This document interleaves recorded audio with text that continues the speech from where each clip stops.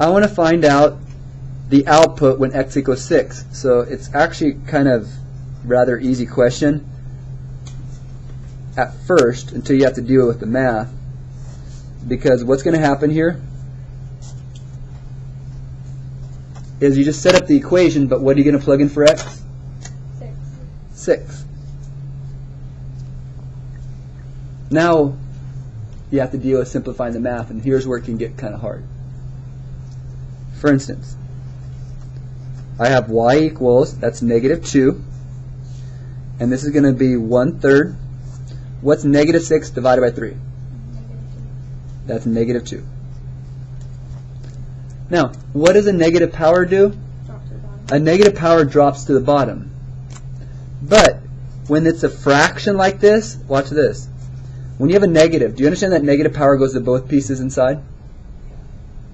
Which then means it flips. So the 1's going to go to the bottom, the 3 is going to go to the top. So watch this. What's going to happen here, I actually can just flip the inside and make that a positive 2. Again, because of the negative power, if I want to get rid of the negative power, you flip it. Do its reciprocal. Now, 3 over 1, isn't that simply 3?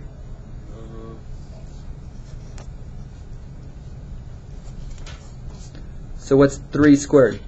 9. So my answer,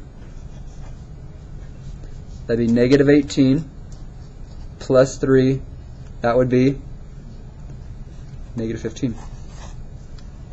Now, on the benchmark, I believe this number in here will probably end up being a fraction. Just remember, if you have a negative power here, the reason if you have a negative power that I flipped it is what you have to realize is that negative power goes to both pieces. And when you have 1 to the negative second, the 1 goes to the bottom and squared. The 3 to the negative second then goes to the top, becomes a 3 squared on top. 3 squared on top, 1 squared on the bottom. You have to think about that flipping method.